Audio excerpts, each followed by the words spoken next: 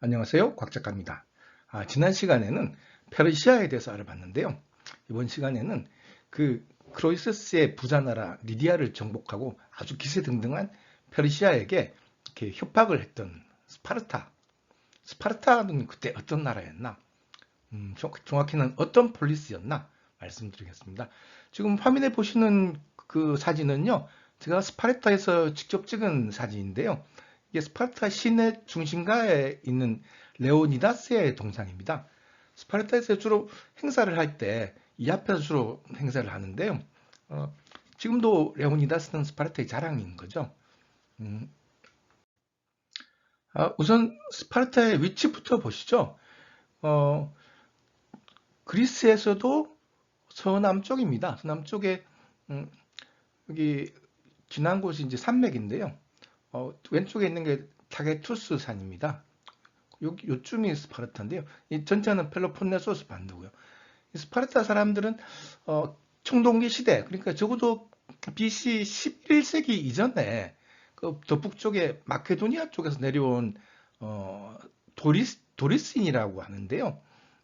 그러니까 본토에, 그러니까 아테네 쪽에 있는 아티카 사람들하고는 조금 다르죠. 하지만 결국에는 이제 같이 그리스를 쓰는 그리스 사람들로 변했죠. 그렇습니다. 이 스파르타 위치를 보시면 아시겠지만 이 주변이 다 산이에요. 왼쪽과 위쪽이 다 산이에요. 요 아래쪽만 평야가 좀 있고요. 그리고 이 왼쪽에 메세니아 쪽에 큰 평야가 있는데요. 스파르타에서 보면은 큰 산들이 보입니다. 그래서 다음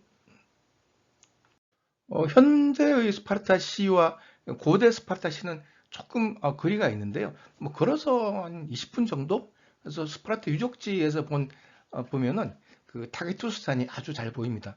지금 화면에 있는 그 화면에서 보이는 산이 바로 타게투스 산인데요.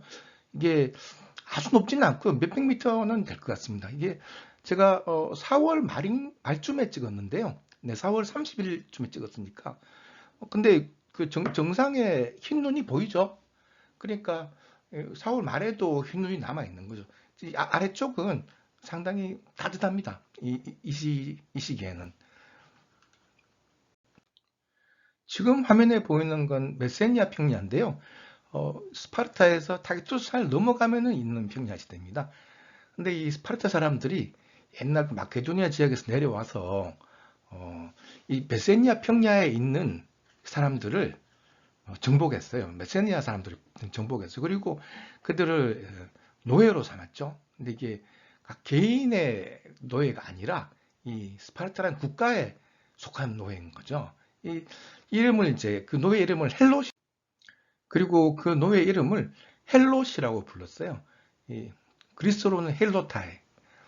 화면에 보시는 그림은 이제 그 제가 적당한 그림이나 사진이 없어서 흑인 노예들 그림을 이용했는데요. 뭐 이것과 그렇게 다르지 않은 모습이었습니다.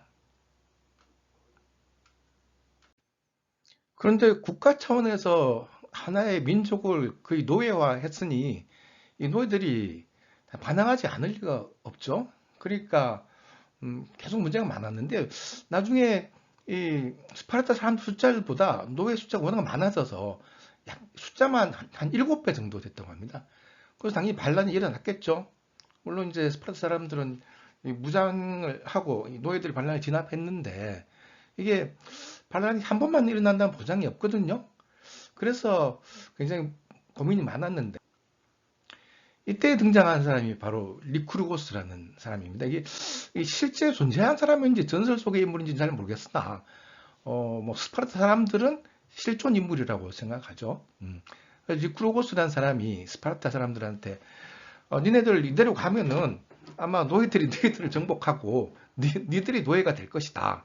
그래서 지금부터 뭐 모든 걸 싹 바꾸지 않으면 너네들은 큰일 난다. 뭐 극단적으로 말하면 마누라까지 바꿔야 된다. 그러니까 이 진심이었어요. 왜냐하면은 지금 그 헬롯 국가 노예들의 숫자가 7배나 되는데 뭐 깜빡했다가는 진짜 노예들의 노예가 될 판이거든요. 그러니까 이때부터 스파르타 사람들은 오로지 무장을 강화하는 데만 초점을 맞추고 살았어요. 그게 참 그러니까 그 헬롯들의 반란을 진압하기 위해서 무장을 강화하고 그리고 평소에 이제 체력 훈련과 군사 훈련 열심히 하고 그뿐 아니라 아예 스파르타 사람들은 날 때부터 튼튼한 애들만 길러서 튼튼한 병사들을 만들어내기로 결심했어요. 그래서 이 그림에 보시다시피 지금 갓 태어난 아기를 이 스파르타의 원로들이 보고 있거든요. 얼마나 애가 튼튼한가, 비리비리하지 않은가.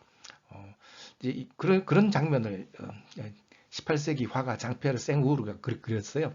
그러니까 이 스파르타인들의 생활 방식에 대해서 18세기 아저씨들도 잘 알고 있었다는 거죠. 그래서 이 아기가 스파르타 병사로 적합하지 않다고 생각되면은 저기 보이는 저 눈 덮인 타기투스산에 버렸어요, 실제로. 이 사진은 제가 이제 스파르타 유적지에서 타기투스산을 바라보면서 찍은 사진인데요. 하여튼 저기 버렸습니다. 그러니까 어, 스파르타에서 아기로 태어난다고 해서 어른으로 다 자랄 수 있는 게 아니죠. 참 잔인한 우생학입니다. 하여튼 그래서 이게 장기적으로 스파르타에 악영향을 좀 미치는데요. 실제로 나중에 스파르타 인구가 줄어요. 그러니까 튼튼한 아기들만 기르니까 태어날 때 튼튼해 보이는 아기들만 기르니까 남은 아기들 중에는 자라다가 뭐 사고로 죽는 애도 있고 병으로 죽는 애도 있을 텐데 그런 식으로 길러서는 인구가 제대로 유지될 수가 없죠. 그래서 다행히 아기가 그 감별사들 손에 살아남으면은 이제부터는 이제 정상적으로 자라는 거죠. 7살 때까지만. 7살이 되기 전까지만. 7살이 되면은 그때부터는 애들이 기숙사에 들어갑니다. 그래서 모든 집안 애들이 다 뒤섞여서 자라는 거죠. 근데 문제는 이 기숙사가 굉장히 가혹한 곳이었어요. 밥도 제대로 안 주고 옷도 뭐 그적대기 같은 거 한 장만 주고 그리고 뭐 아무리 추워도 그 옷으로 견뎌야 되죠. 그리고 항상 배가 고파요. 그러면 이제 어떻게 하느냐? 어디 가서 뭐 훔쳐 먹든지 말든지 알아서 해라. 그러는 거죠. 하지만 훔쳐 먹다 걸리면은 거의 안 죽을 정도로 주식이 맞는 거죠. 18살 때까지 이런 아고게라고 했는데 아고게 교육을 받아야 해요. 스파르타의 악명 높은 교육, 아고게. 그런데 18살이 되면은 더 무서운 게 기다리고 있죠. 그때는 크립테이아라는 게 기다리고 있습니다. 크립테이아는 크립토하고 A하고 합친 건데요. 숨어서 뭐 하는 뭐다. 크립토는 뭐 숨다 그런 뜻이에요. 이 크립테이아는 이 청소년 조직이죠, 일종의. 근데 이 조직의 가장 큰 임무는 이 반항적인 헬롯을 찾아서 암살하는 거예요. 아까 말했죠. 헬롯이 거의 스파르타 시민 인구의 한 7배쯤 된다고. 잘못하면 얘들이 반란을 일으킬 우려가 있는데 이 헬롯 중에서도 좀 반항적인 놈들을 미리 암살해 버리면은 애들이 반란을 못 일으킬 거 아닙니까? 뭐 그런 거죠. 그 임무를 이 18살에서 20살 사이에 청소년들한테 맡긴 거예요. 이 그림은 그 유명한 에드가 드가의 그림인데요.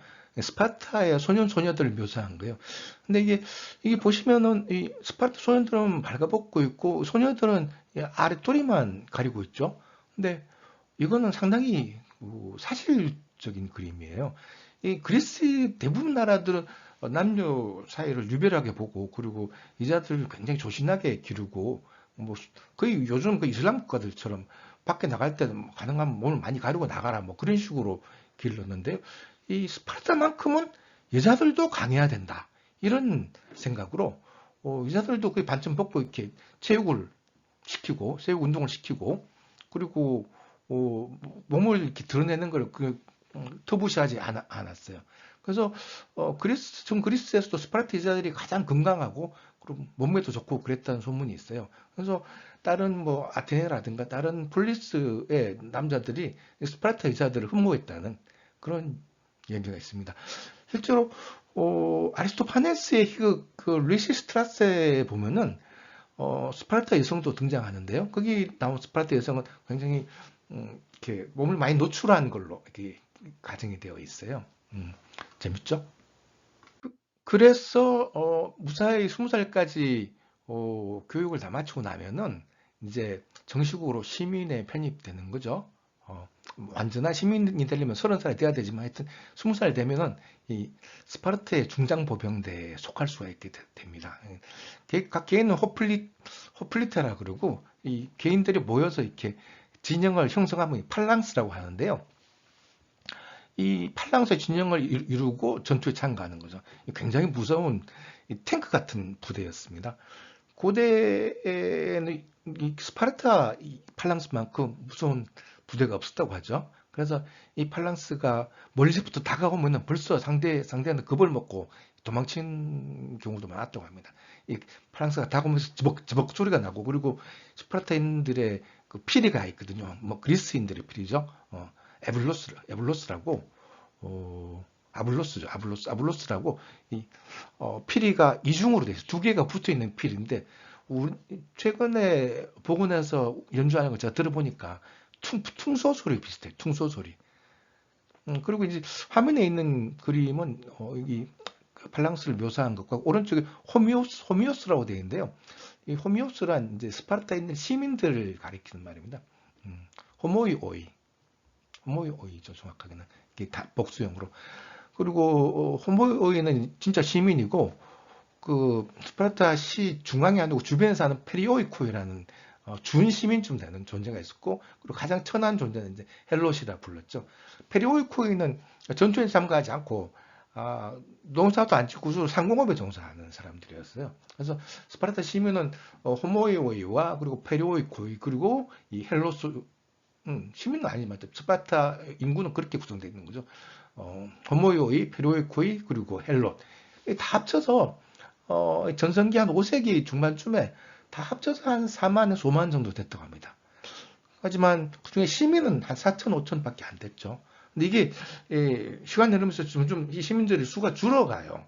아까 말했지만 어린이를 고를 때부터 굉장히 까다롭게 고르기 때문에 이게 인구가 유지되기가 쉽지가 않았던 거죠.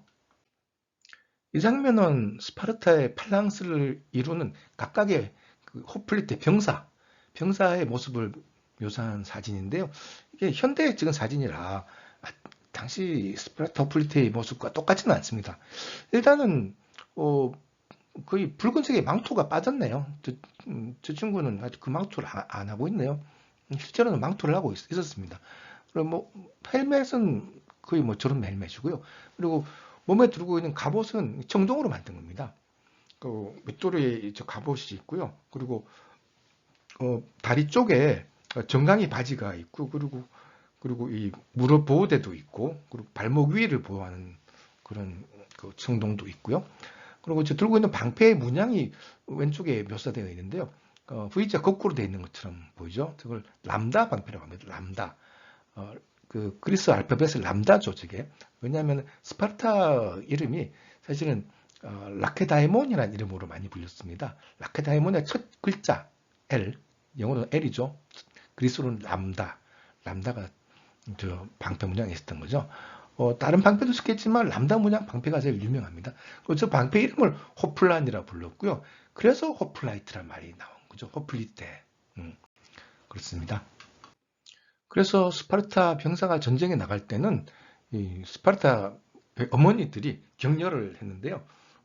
갈 때 뭐 영어로는 저렇게 말했다고 하죠. Come back with your shield or on it. 그러니까 방패를 들고 돌아오거나 아니면 방패 위에 누워서 오라. 그러니까 절대 항복하지 말라는 얘기죠. 그러니까 스파르타는 여성들도 저렇게 용감하고 뭐랄까 그 호승심이 강했다고 할까 뭐 그랬다는 그런 이야기입니다. 그래서 그런지 그 아테네의 유명한 정치가 페리클레스는 한번 이런 말을 한 적이 있습니다. 만약에 단판 승부라면은 스파르타 군과 그리스 전체 군대가 싸워도 스파르타가 이길 수도 있을 것이다. 하지만 단판 승부가 아니라 긴 승부라면은 이렇게 몇 달에 걸친 승부겠죠. 라면은 아테네 쪽이 승산이 있다. 그래서 이제 이 펠로폰네소스 전쟁을 벌이는 건데요. 그 정도로 하여튼 단판 승부라면 그리스 전체와 싸워도 스파르타가 이길 수도 있다고 생각할 정도로 스파르타 군은 강했던 거죠. 그러나 그래서 이 페르시아 그 거대한 제국, 기세 등등한 그 제국에도 이 당당하게 가불지 마라 이렇게 할 수 있었던 거고요. 그러나 뭐 화무 11홍인가요? 하여튼 그런 스파르타도 결국에는 무너집니다. 저 왼쪽에 보이는 이 그림에 보이는 이 사진은 제가 스파르타 중앙광장에서 찍은 건데요. 쓰러진 스파르타 병사의 모습을 묘사한 조각품입니다. 람다 방패를 들고 있죠. 다음 시간에는 아테네 이야기를 해보겠습니다. 아테네는 어떤 나라였나? 페르시아 전쟁을 이기는데 가장 큰 공을 세운 아테네란 나라, 어떤 나라였나? 다음 시간에 이야기하겠습니다.